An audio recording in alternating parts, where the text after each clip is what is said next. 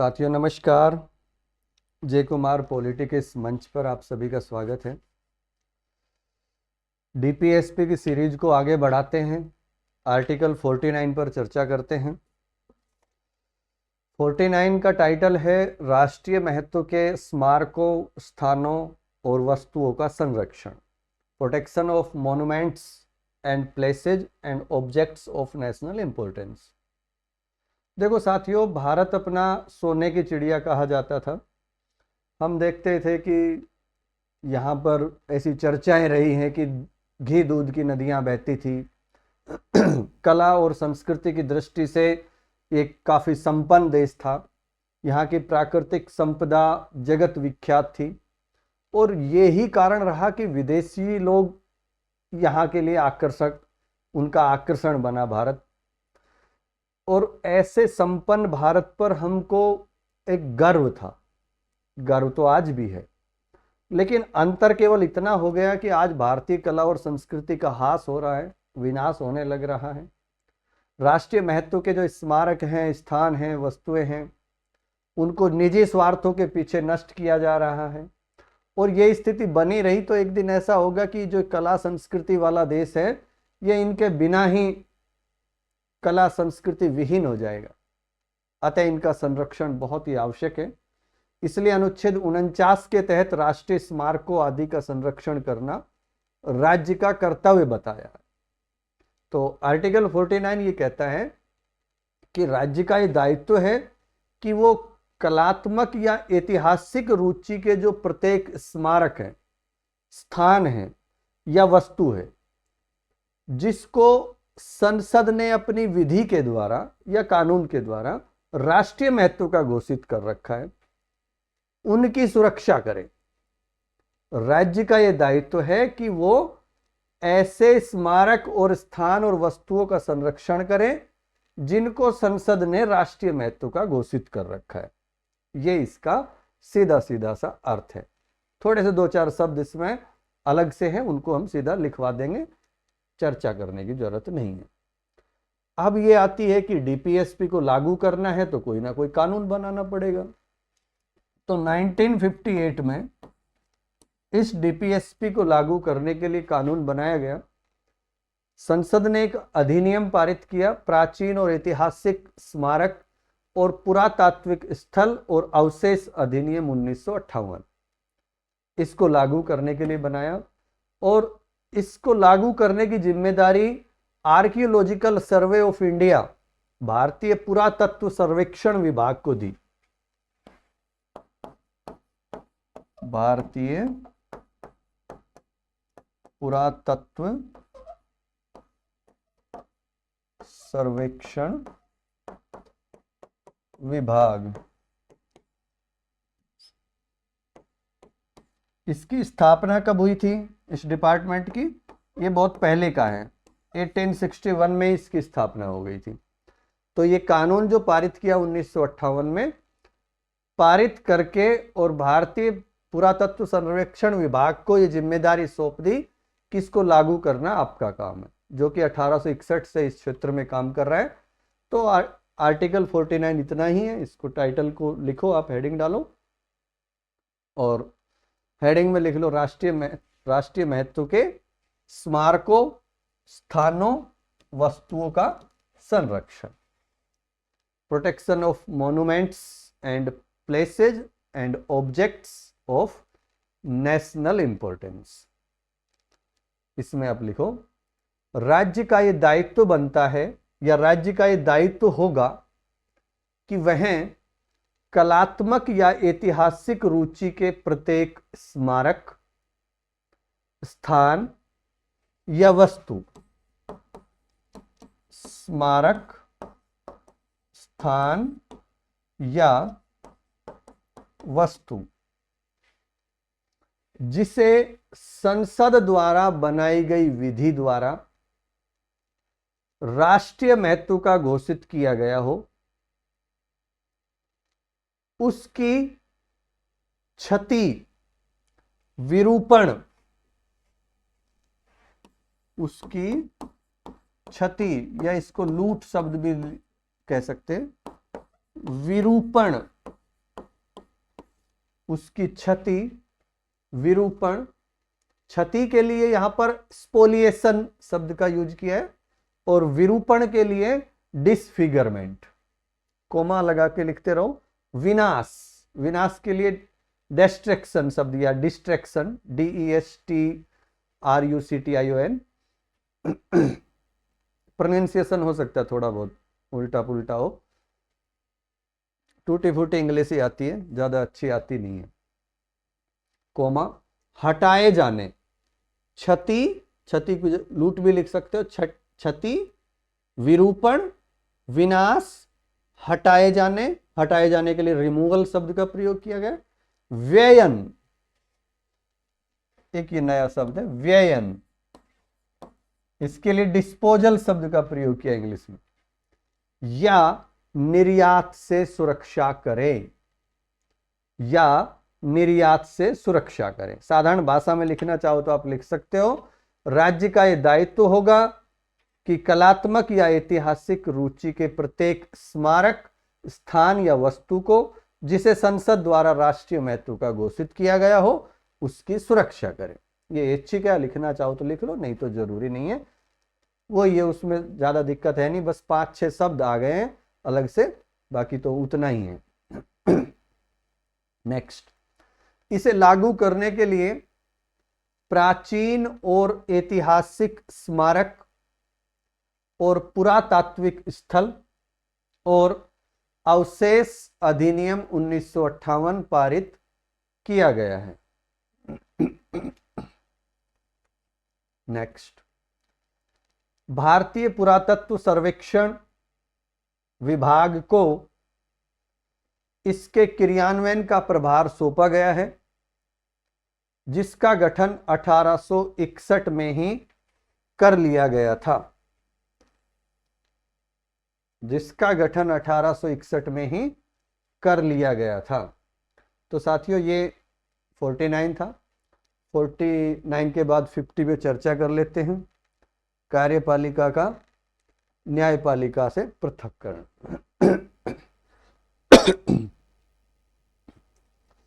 Separation of judiciary from executive.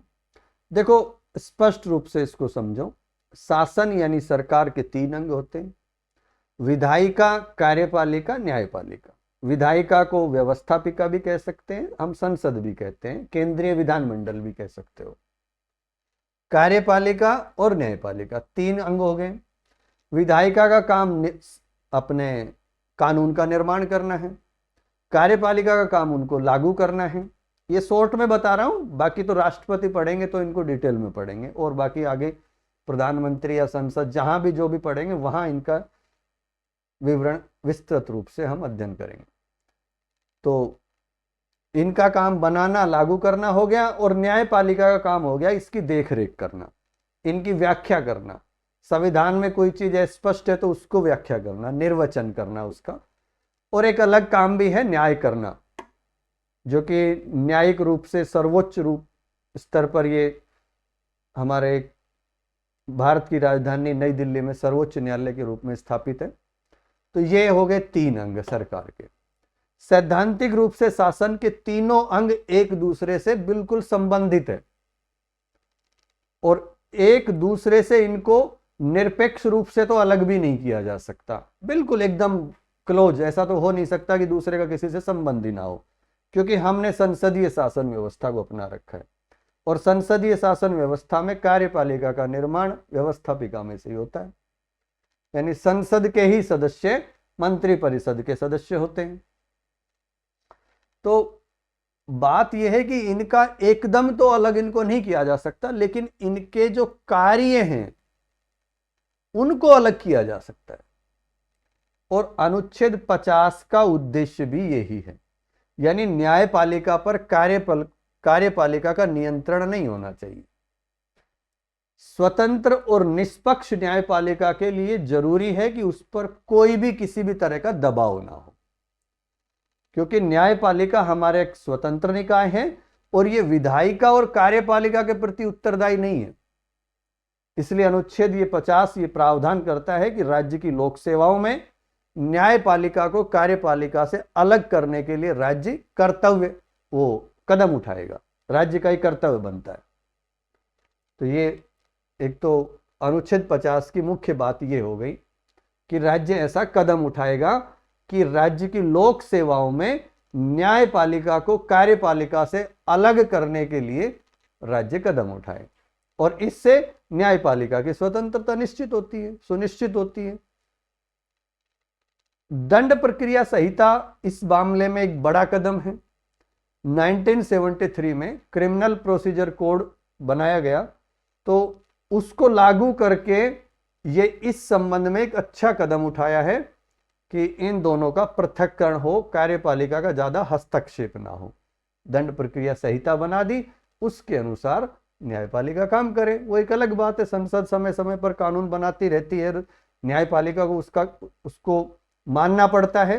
हालांकि अनुचित बातों को तो नहीं मानती है। और अब तो न्यायपालिका का एक बहुत बड़ा विस्तारित रूप हमारे सामने है। आगे बढ़ चढ़ के न्यायपालिका ने बहुत सारे कार्य करने शुरू कर दिए हैं, न्यायिक सक्रियता देखने को मिलती है हमें, तो वो सब हम न्यायपालिका में पढ़ेंगे। अनुच्छेद 50 में आप हेडिंग डाल के लिखो, कार्यपालिका से न्यायपालिका का पृथक्करण, separation of judiciary from executive. इसमें लिखो, राज्य की लोक सेवाओं में न्यायपालिका को कार्यपालिका से पृथक करने के लिए राज्य कदम उठाएगा। ब्रैकेट में लिख सकते हो, इससे न्यायपालिका की स्वतंत्रता सुनिश्चित होती है। एक लाइन और लिख लो, दंड प्रक्रिया संहिता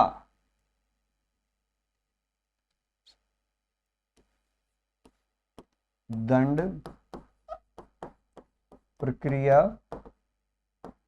संहिता 1973 को लागू करके इस संबंध में एक बड़ा कदम उठाया गया है। इस संबंध में एक बड़ा कदम उठाया गया है। अब अनुच्छेद 51 पर चर्चा कर लेते हैं। अनुच्छेद 51 अंतरराष्ट्रीय शांति और सुरक्षा की अभिवृद्धि से संबंधित है। Promotion of international peace and security.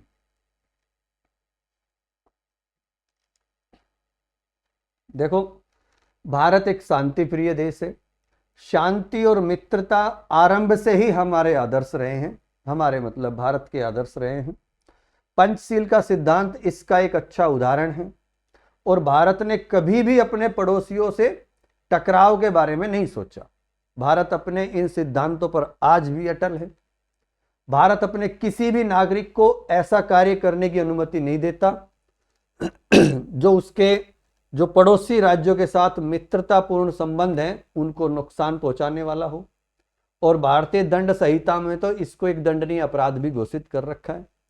इसलिए अनुच्छेद 51 को इसी उद्देश्य से भारतीय संविधान में शामिल किया गया है। तो अनुच्छेद 41 ये कहता है कि राज्य ये प्रयास करेगा कि अंतर्राष्ट्रीय शांति और सुरक्षा की अभिवृद्धि हो। राज्य ये प्रयास करेगा कि राष्ट्रों के बीच न्याय संगत और सम्मानपूर्ण संबंधों को बनाए रखा जाए। राज्य ये भी प्रयास करेगा कि जो संगठित लोगों के एक दूसरे से व्यवहार है उसमें अंतर्राष्ट्रीय विधि और संधि की बाध्यताओं के प्रति आदर बना रहे या उन आदर को बढ़ाने का प्रयास करे। और राज्य ये भी प्रयास करेगा कि मध्यस्थता द्वारा अंतर्राष्ट्रीय विवादों को निपटाए, उनको निपटाने के लिए प्रोत्साहित करे। दो देशों का युद्ध हो रहा है, अपनी तरफ से मध्यस्थता करे ताकि अंतर्राष्ट्रीय स्तर पर जो युद्ध हो रहा है या कोई भी मनमुटाव है वो मिट जाए। तो ये तो अनुच्छेद 51 प्रावधान करता है कि राज्य ऐसे ऐसे प्रयास करेगा। लेकिन क्या राज्य ने ऐसा प्रयास किया है? देखो, राज्य का मतलब बार बार कह रहा हूं, अनुच्छेद में भाग 3 और भाग 4 जब तक पढ़ रहे हैं, जब तक राज्य का मतलब कम से कम केवल स्टेट तो मत समझो। राज्य का मतलब देश भी है, राज्य का मतलब राज्य भी है, राज्य का मतलब संसद भी है, राज्य का मतलब सरकार भी है, राज्य का मतलब विधानमंडल भी है, राज्य का विधानमंडल भी है, राज्य का मतलब कोई स्थानीय प्राधिकारी भी है, राज्य का मतलब कोई अन्य प्राधिकारी भी है। अनुच्छेद 12 में इसको हमने विस्तार से पढ़ा था। तो राज्य का मतलब कभी फालतू में मैं राज्य कह रहा हूं और आप उसको स्टेट समझ लो, स्टेट नहीं समझना है। जो अनुच्छेद 12 में जो परिभाषा दी गई है या अनुच्छेद 36 में जो परिभाषा दी गई है उस राज्य की बात कर रहे हैं हम। तो राज्य ने क्या क्या कदम उठाए जो अनुच्छेद 51 के लिए, तो सबसे पहला कदम तो राज्य ने गुट निरपेक्षता की नीति को ही अपना रखा है। हम देखते हैं कि द्वितीय विश्व युद्ध के बाद विश्व पटल पर दो महाशक्तियों का उदय होता है, एक सोवियत संघ और एक अमेरिका। पूरा संसार दो गुटों में बट गया। एक तरफ अमेरिका या संयुक्त राज्य अमेरिका की तरफ लोग, उस विचारधारा के लोग उसमें मिल गए, और सोवियत संघ से कुछ देश सोवियत संघ से मिल गए। लेकिन गुट निरपेक्षता की नीति का मतलब किसी भी गुट में शामिल नहीं होना, तटस्थ रहना। तो भारत ने, जब ये भारत आजाद ही हुआ है, देखो 45 में युद्ध बंद हुआ है, 47 में हम आजाद हुए हैं, और जब कोई देश नया नया आजाद होता है तो वो बहुत सारे तरह से दूसरे देशों पर निर्भर होता है और अंतरराष्ट्रीय स्तर पर डिसीजन लेने का अनुभव नहीं होता है, बहुत सारी समस्याएं होती हैं। लेकिन भारत की एक बहुत बड़ी बात है कि एक स्वतंत्रता वाला देश, और ऐसी स्थिति में किसी गुट में शामिल नहीं होना एक बहुत बड़ी बात है। गुट निरपेक्षता की नीति को बनाए रखा, दोनों देशों से अपने संबंध रखे, किसी को दुश्मन नहीं बनाया, किसी को दोस्त नहीं बनाया। वो एक अलग बात है कि रूस से हमारे थोड़े रिश्ते काफी अच्छे रहे हैं, सोवियत संघ से, वो एक अलग मुद्दा है। तो बाकी हम औपचारिक रूप से किसी गुट में शामिल नहीं हुए। दूसरा, हमने पंचशील सिद्धांतों को आधार बनाया है अंतरराष्ट्रीय संबंधों में। तीसरा, हमने परमाणु निशस्त्रीकरण के लिए पूरे संसार को प्रेरित किया है। परमाणु निरीक्षण जो हमने किया, परमाणु परीक्षण, सॉरी निरीक्षण नहीं, परमाणु परीक्षण, तो उसके बाद हमने ये अपनी नीति घोषित की कि हम पहले उसका यूज नहीं करेंगे, नो फर्स्ट यूज। तो नो फर्स्ट यूज की नीति को हमने घोषणा किया। यानी देखो, भारत विशेष परिस्थितियों में हमने परमाणु परीक्षण किए हैं। कोई भी देश, ये विशेषकर अमेरिका, बिल्कुल भी नहीं चाहता था कि भारत परमाणु परीक्षण करे। 2 बार भारत में परमाणु परीक्षण हुए हैं, इंदिरा गांधी के कार्यकाल में और पंडित अटल बिहारी वाजपेयी के कार्यकाल में। तो बात यह कि अटल बिहारी वाजपेयी के कार्यकाल में विशेषकर फाइनल बड़े स्तर पर ये परीक्षण हुए और चोरी छुपे हुए, किसी को पता ना चले, इस तरीके से किया। और जब कर दिया तो फिर हमने घोषणा कर दी कि हाँ हमने कर दिया, लेकिन उसके साथ साथ फिर हमने अपनी परमाणु नीति भी घोषणा कर दी और उसमें हमने स्पष्ट कहा कि हम पहले यूज नहीं करेंगे। एक गुजराल सिद्धांत को हमने अपना रखा है।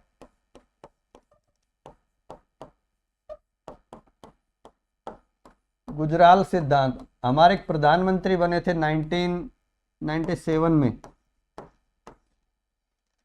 थोड़े समय रहे थे, शायद साल भर ही रहे होंगे, तो इंद्र कुमार गुजराल। तो उनका दिया हुआ सिद्धांत है कि अपने आस पड़ोस के जो छोटे देश हैं उनसे अच्छे संबंध रखो, उनको अच्छा महत्व दो।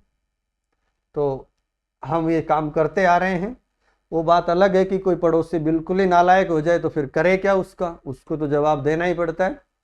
बाकी हमारी तरफ से लगातार ये प्रयास रहे कि हमने सबको अच्छा महत्व दिया है, सबके साथ अच्छे संबंध बनाने का प्रयास किया।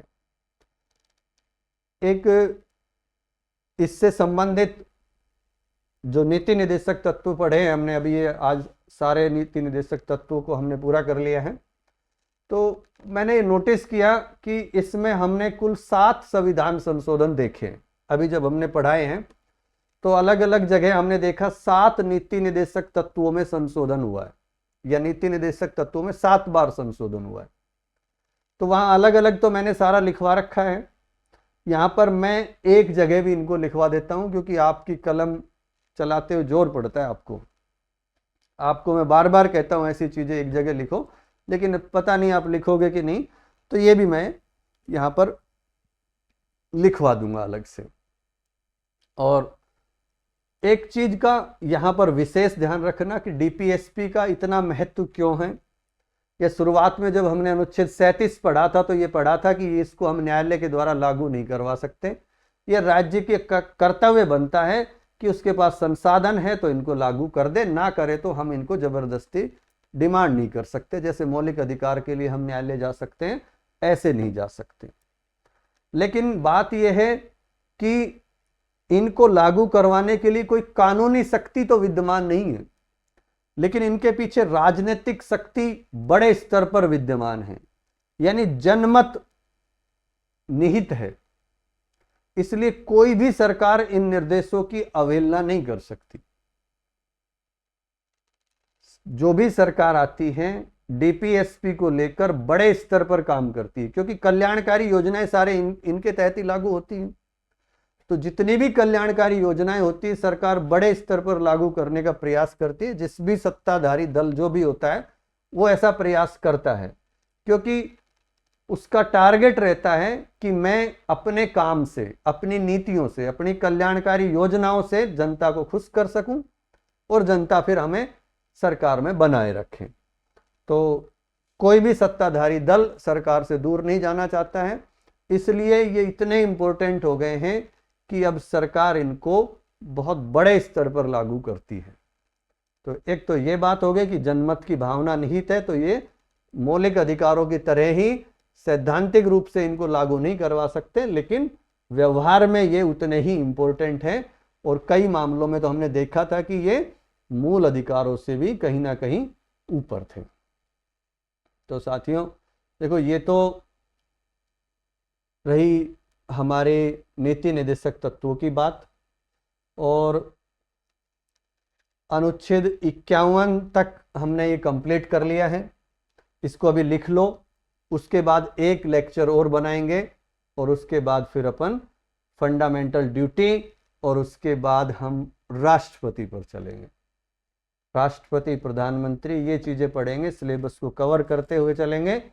और चिंता करने की बिल्कुल भी जरूरत नहीं है, बहुत ही अच्छे तरीके से सारी चीजों को समझाते हुए चलेंगे। समझाने का जहां भी जो भी टॉपिक आएगा, ऐसा मेरा विश्वास है कि आपको समझने में दिक्कत नहीं आएगी। चलो अभी तो आप हेडिंग डालो अनुच्छेद 51, अंतरराष्ट्रीय शांति और सुरक्षा की अभिवृद्धि, promotion of international peace and security. इसमें आप लिखो, राज्य निम्न प्रयास करेगा, राज्य निम्न प्रयास करेगा, और ABCD करके लिख लो, ए डाल के लिखो, अंतरराष्ट्रीय शांति और सुरक्षा की अभिवृद्धि का प्रयास करेगा। B डाल के लिखो, राष्ट्रों के बीच न्याय संगत और सम्मानपूर्ण संबंधों को बनाए रखने का प्रयास करेगा। C, संगठित लोगों के एक दूसरे से व्यवहार में अंतरराष्ट्रीय विधि और संधि की बाध्यताओं के प्रति आदर बढ़ाने का प्रयास करेगा। और D लिख लो, मध्यस्थता द्वारा अंतरराष्ट्रीय विवादों के निपटारे को प्रोत्साहित करने का प्रयास करेगा। ये तो हो गया अनुच्छेद 51। अब एक हेडिंग डालो, निम्नलिखित बातें अनुच्छेद 51 के प्रति राज्य की प्रतिबद्धता को दर्शाती है। मतलब राज्य ने ये काम किए हैं 51 को लागू करने के लिए, या राज्य प्रतिबद्ध है इसको लागू करने के लिए।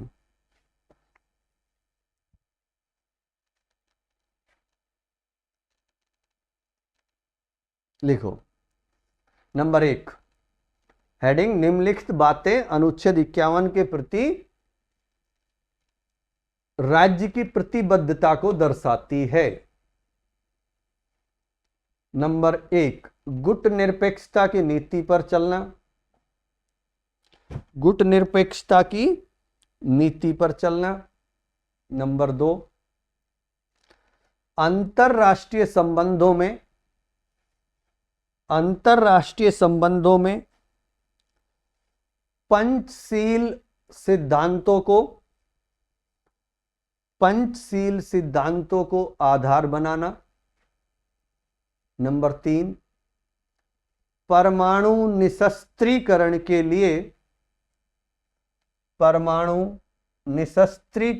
लिए विश्व को प्रेरित करना। नंबर 4, परमाणु परीक्षण के बाद प्रथम प्रयोग नहीं करने की नीति घोषित करना। नंबर 5, अपने आस पड़ोस के छोटे देशों को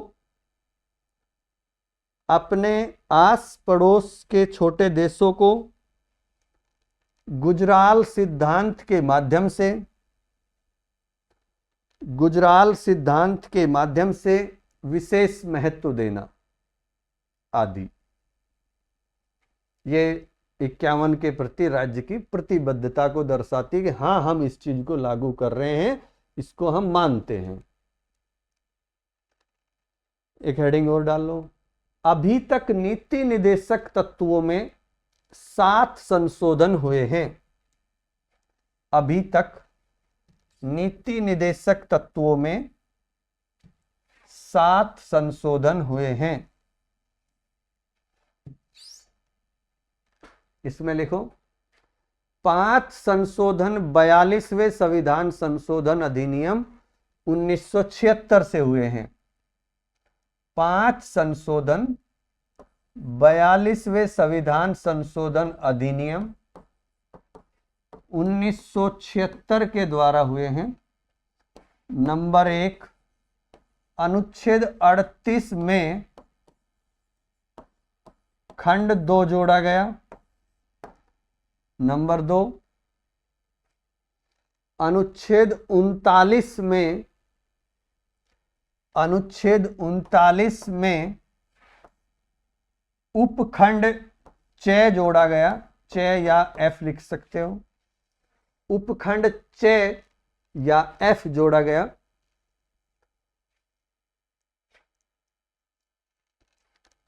नंबर 3, अनुच्छेद 39 क जोड़ा गया। पूरा अनुच्छेद ही नया जोड़ा गया। अनुच्छेद 43 क जोड़ा गया। अनुच्छेद 48 क जोड़ा गया। 38 में खंड 2 जोड़ा गया। 39 में उपखंड 6 जोड़ा गया या F जोड़ा गया। और अनुच्छेद 39, 43, 48 तीनों के क या ए लिख सकते हो। 39A, 43A और 48A जोड़े गए। ये 5 तो जोड़े गए हैं अपने 42वें संशोधन के द्वारा। और नंबर 6 डाल के लिख लो 86वें संविधान संशोधन अधिनियम 2002 के द्वारा 86वें संविधान संशोधन अधिनियम 2002 के द्वारा अनुच्छेद 45 की भाषा बदली गई। और 7 नंबर डाल के लिखो 97वें संविधान संशोधन अधिनियम 2011 के द्वारा 97वें संविधान संशोधन अधिनियम 2011 के द्वारा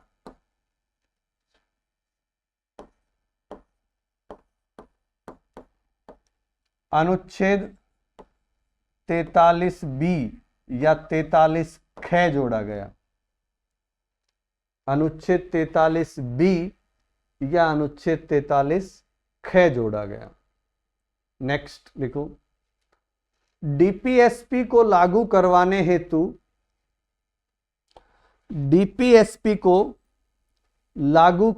हेतु कानूनी शक्ति विद्यमान नहीं है, लेकिन इसके पीछे राजनीतिक शक्ति अर्थात जनमत निहित है, अर्थात जनमत निहित है, इसलिए कोई भी सरकार इन निर्देशों की अवहेलना नहीं कर सकती, इन निर्देशों की अवहेलना नहीं कर सकती। तो साथियों, ये हमारा अनुच्छेद 51 हो गया है। डीपीएसपी कंप्लीट हो गए हैं। अब डीपीएसपी की कोई समस्या नहीं है, फंडामेंटल राइट्स की कोई समस्या नहीं है, पूरे कंप्लीट हो गए हैं, अच्छी तरीके से डिटेल में हो गए हैं। यहाँ से कोई प्रश्न आएगा तो कोई गलत होने की संभावना नहीं है। इस पर एक वीडियो और बनाएंगे, इसमें थोड़ी सी चर्चा ये करेंगे कि संविधान के भाग 4 के अलावा भी कुछ ऐसे आर्टिकल हैं या ऐसी व्यवस्था है कई अनुच्छेदों में जिनका जो नेचर है वो नीति निदेशक तत्वों जैसा ही है, वो नीति निदेशक तत्वों की तरह ही दिखाई देते हैं, उनकी भाषा ऐसी है और सुप्रीम कोर्ट ने भी उनको ऐसा कह रखा है कि इनको नीति निदेशक तत्वों के साथ ही समझा जाना चाहिए। और एक हम फंडामेंटल राइट्स और डीपीएसपी की तुलना कर लेंगे, ये अगले लेक्चर में पढ़ेंगे। उसके बाद फंडामेंटल ड्यूटी और फिर सीधा राष्ट्रपति। धन्यवाद।